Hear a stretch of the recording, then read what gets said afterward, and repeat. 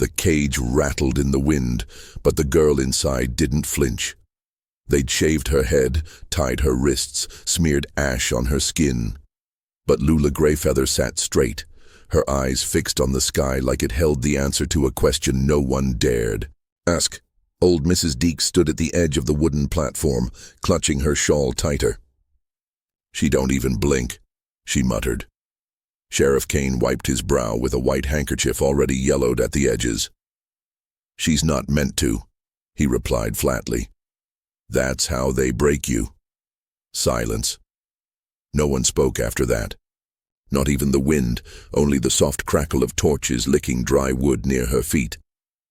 The preacher had said it would be symbolic, a cleansing fire.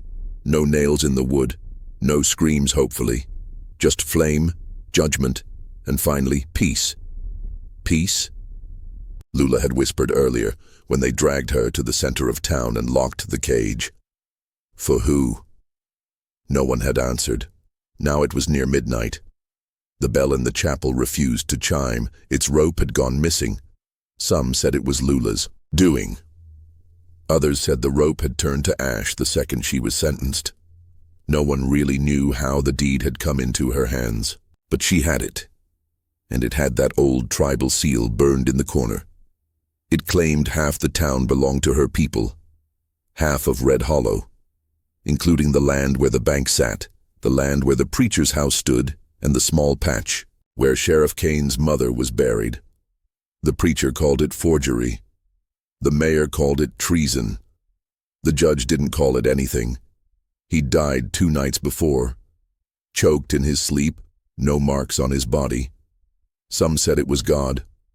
Others said it was guilt. Sheriff Kane leaned on the rail post now, watching Lula's shadow stretch across the packed dirt. The fire had been set in stacks, but no spark yet. That was the deal. They'd wait till dawn. Give her time. Time to confess. Time to cry. Time to beg. She'd done none of it. A bottle clinked in the alley. The sheriff's hand drifted toward his holster, but stopped when he saw it was just Benny Hooker, the drunk who'd tried to marry Lula last year before she told him no in 3 languages. He tipped the bottle and hiccuped. "She'll burn just like the rest," Benny slurred. "Like her mother." Kane's jaw tightened. "You shut your damn mouth." Benny looked confused. "Ain't she? She's Cherokee, that's all." Sioux. Wind picked up again, hot and dry like breath from a furnace. Horses in the stables started stomping. One let out a sharp cry. Then the silence fell again. Then dust. The kind of dust that came with hooves but no sound. The kind that snuck under doors and made lantern flames flicker sideways. Sheriff Kane squinted toward the North Pass. A figure rode slow, alone. No posse, no trail. Just a man, or what looked like one, slumped forward in the saddle. The horse was coated in soot like it had walked through a chimney. Its mane hung in wet strands. The figure dismounted outside the chapel, dragged something behind him, a bag maybe, or a length of chain, but it didn't clink. It scraped. No one moved. Not even Lula. She just stared straight ahead, eyes tracking, smoke that wasn't yet rising. The man stepped onto the church porch and unrolled a parchment in silence. His face was half masked in burn scars. His hat looked older than Red Hollow itself. Then, using a railroad spike, he nailed the parchment to the chapel door and walked away. No one dared breathe. Then the parchment caught flame. No spark. No match. It just burned. Sheriff Kane took a hesitant step forward. His boots dragged like he was wading through mud. When he reached the door, the parchment was still on fire. But the words glowed bright as sunlight. Affidavit of unlawful land, occupation, fraudulent transfer of property. Title unsanctioned executions under color of law signed. Judge Abram Kinley. Deceased Kane staggered back. "What is this?" someone gasped. "A trick," said the preacher, stepping into the light. "Witchcraft. Illusion." Lula finally spoke. "Truth." The preacher's head snapped toward her. "You dare speak." "Now, girl." She smiled, but it wasn't joy. I only speak when liars begin to twitch. The preacher raised a hand like he'd strike her through the bars, but the wind shoved him back. The stranger stood by the well now, silent, eyes burning through the townsfolk like judgment-given flesh.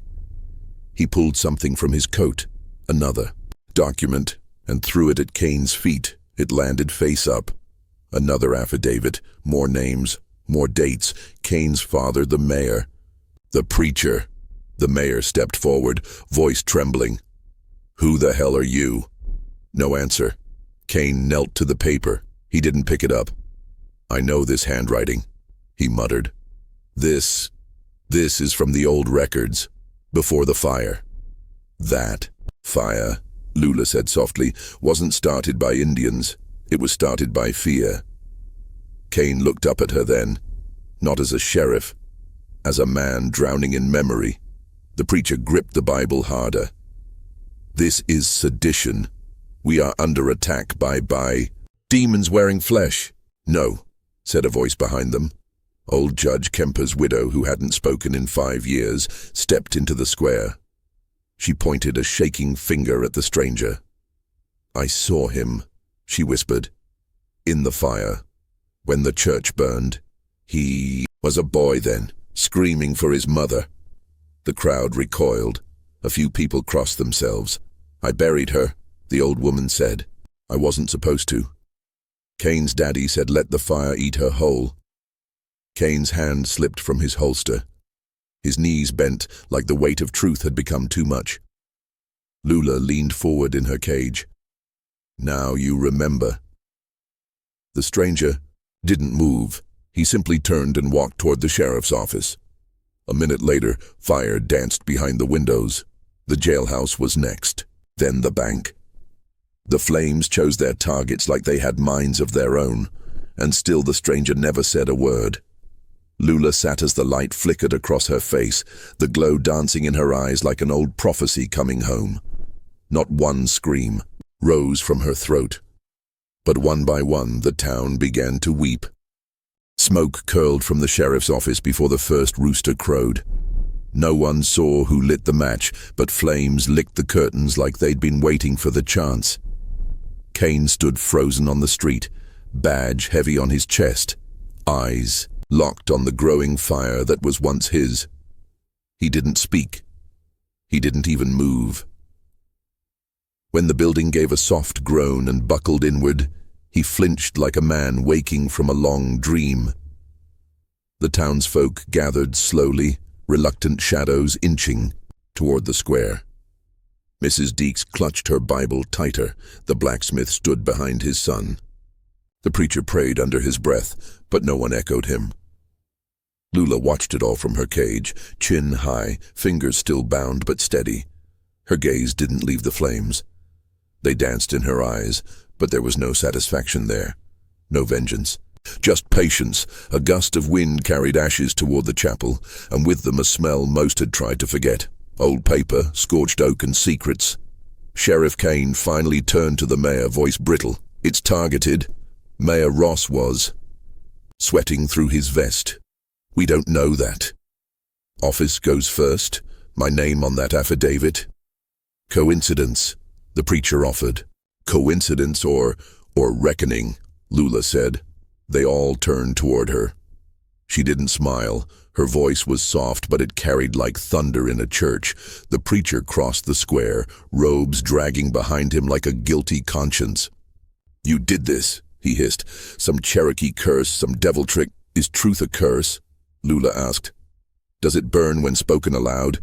He raised a hand again, paused, then lowered it, unsure who he feared more, her or the silence. Kane stepped forward and kicked dirt near her cage. "You think this changes anything?" Lula didn't answer. The mayor barked out a nervous laugh. "All right, one fire. Sheriff's office. That's all it is." The bank exploded. Not loudly. Not with dynamite. Just a soft roar. Like a breath exhaled after holding too much inside. Glass showered down the front steps. The safe, dragged out by a horse and left like an offering, lay cracked open. Stacks of land deeds fluttered in the wind. Kane's face drained. "That's my father's signature." "So is mine," said a voice from the crowd. A hush fell as old man Wilkes stepped out. He held a cane in one hand and a deed in the other. "I was 12 when they made me sign," said it was just a survey. He looked at Lula. Her grandfather owned the pasture behind the mill. "We buried the marker stone when they widened the road." The mayor grabbed the deed. "This proves nothing." Wilkes didn't let go. "It proves we forgot what we were made of." The preacher spun toward the church, muttering verses as if trying to conjure something holy. He didn't see the stranger standing in the doorway. Ash-streaked coat, melted badge, burned face, unreadable eyes. He stepped inside without a word. Then the bell rang, the same bell they'd claimed had no rope. It rang once, long, echoing, then silence. People backed away. Kane whispered, "He was just a boy. Couldn't have survived that fire." "He did," said Mrs. Kemper. "And he remembers everything." The mayor turned on her. "Why didn't you say anything?" "I did," she said. "You stopped listening." The preacher bolted into the church. The door slammed behind him. Moments later, smoke curled from the steeple. The bell rang again. Twice. A third ring never came. The stranger re-emerged, holding a charred Bible. He placed it gently on the chapel steps. Its pages fluttered but never caught fire. He walked toward Lula next. No one stopped him. He reached into his coat and pulled out another folded paper. Gently, without words, he slid it through the bars of the cage. She opened it. A deed. The original. Her family's seal unbroken, witnessed, dated, stamped by a judge whose name had been burned from the records. She looked up. "You carried this all this way?" she asked. The stranger only nodded once. Kane stepped forward. "You think that makes this legal?" "It already was," Lula said. "Your lies just delayed it." The mayor moved to grab the paper, but the stranger raised a hand. Not fast, not threatening. Just enough. The mayor froze. "What happens if we give her the land?" The stranger looked at the sky. The moon had lowered. Dawn was an hour away.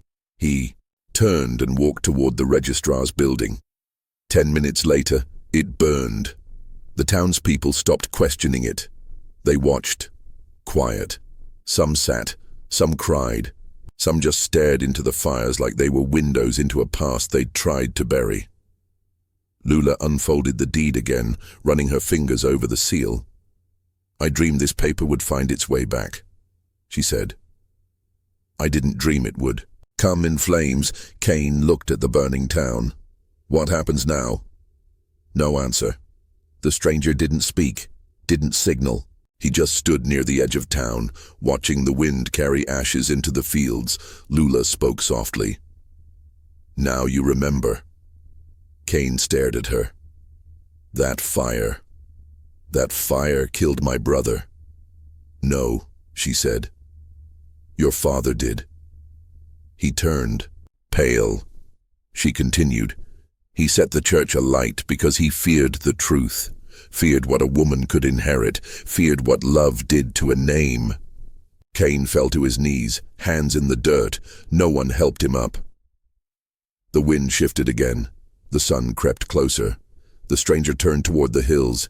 His horse waited still as stone. He didn't look back, just mounted and rode slow, dragging smoke behind him like a shroud, and still he never said a word.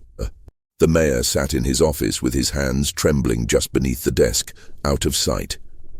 His cufflinks clicked against each other like nervous teeth. He hadn't spoken in 20 minutes, not since the fire swallowed the registrar's office and spit out a wall of land records that floated like ghosts down Main Street. On the table before him lay the charred edge of a ledger. His own signature curled at the corner. The ink had blistered from heat, but was still readable. He didn't need to say it. The knock at the door didn't come. It was a boot. One strike, then silence. The mayor stood slowly, buttoning his vest out of habit. He opened the door to find no one there.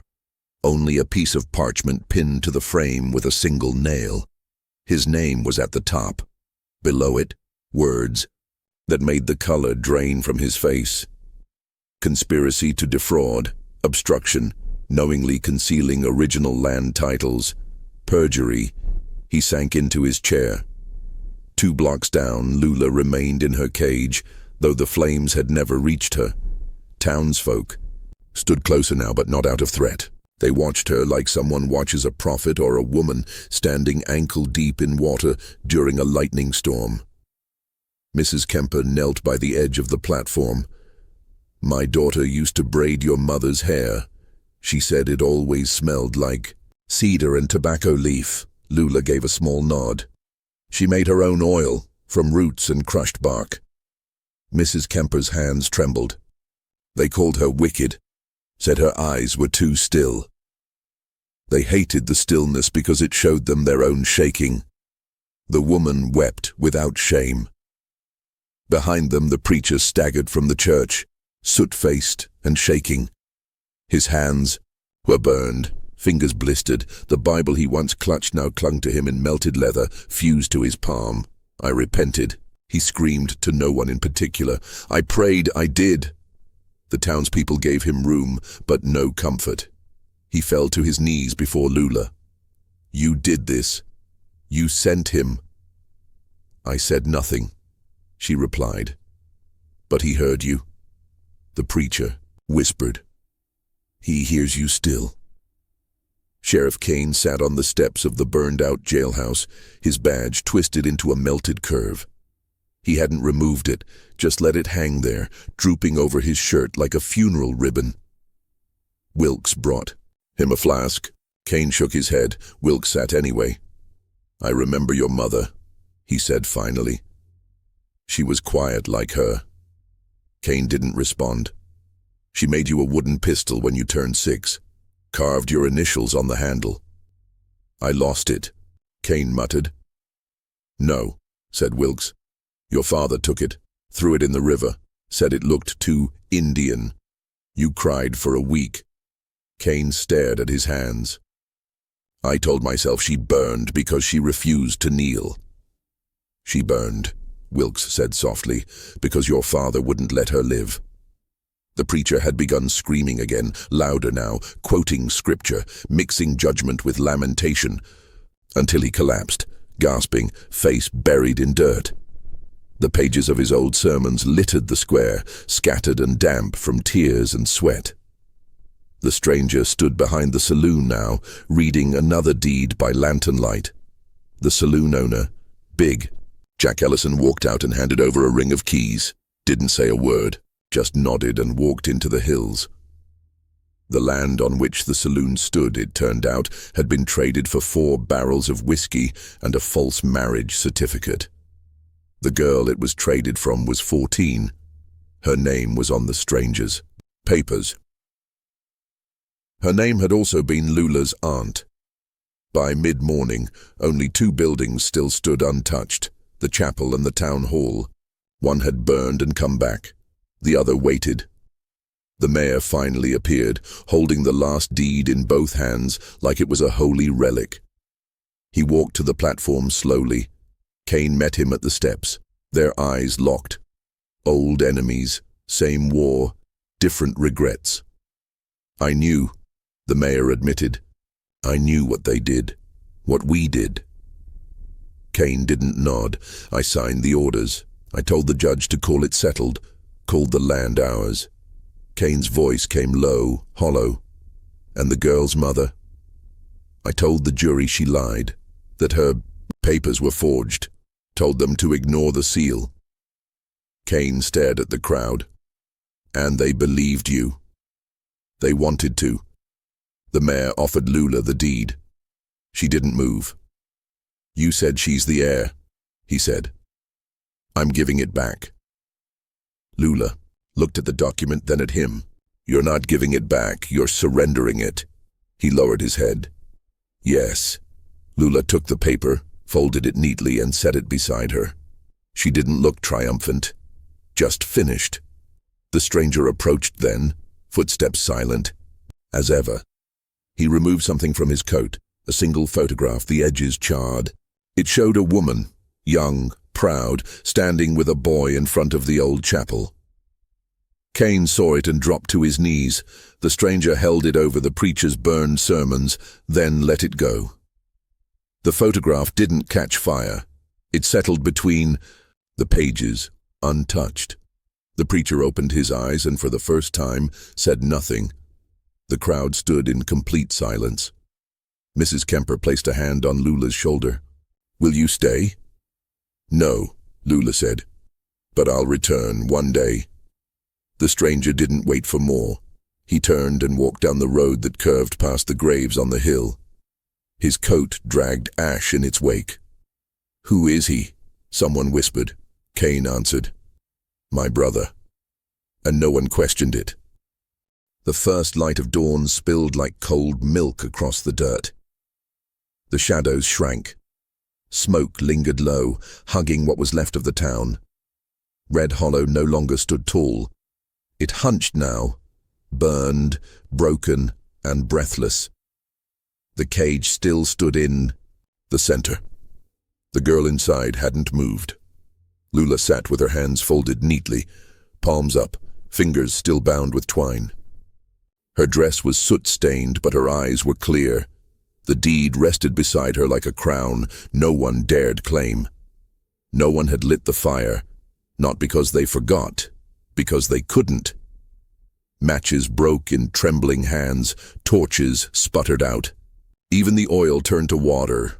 Sheriff Cain stood in front of her, shoulders crooked, face smeared in ash. His melted badge still clung to his chest by a single bent pin. The stranger was nowhere in sight. "You could leave," he said. Lula didn't. "Answer, they'd let you walk," he added. Still, she sat. The mayor approached, his voice low. "We tore it down. The gallows. Burned the scaffold." Lula blinked slowly. "You burned wood." Cain looked down. "We burned what we built to hide." The townsfolk had gathered again, but no one led. No sermons, no speeches. They formed a wide circle around the square. Silent. Waiting. The preacher leaned against a post, one hand bandaged, the other cradling the Bible that no longer opened. He hadn't spoken since the fire. His lips moved, but no sound came. The wind had stopped.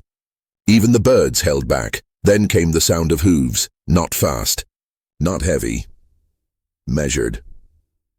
The stranger returned the way he'd come, dust rising around his boots before his horse even stopped. He dismounted slowly. A small pouch hung from his saddle. He walked straight to the center, stepping through the circle, without hesitation, stopping at the cage. From the pouch, he took a key, rusted, simple, looped with leather. Cain stepped aside. The key turned with a dry click. Lula didn't move. He opened the cage. Still, she sat. The crowd leaned forward. The stranger extended a hand. She looked at it for a long moment, then rose on her own. Her knees wobbled, but she didn't stumble. She picked up the deed, tucked it under her arm, and walked out without a word. No one blocked her path. No one bowed. They just watched. She passed the preacher, paused for the briefest second. "Truth isn't always a flame," she said softly. "Sometimes it's just the light after." The preacher lowered his head and sank to his knees. She reached the edge of the square where her satchel waited. Someone had placed it there during the night.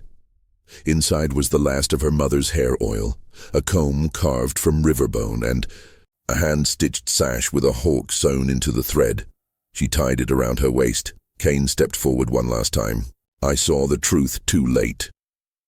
"You saw it in time," she said. "You just didn't listen.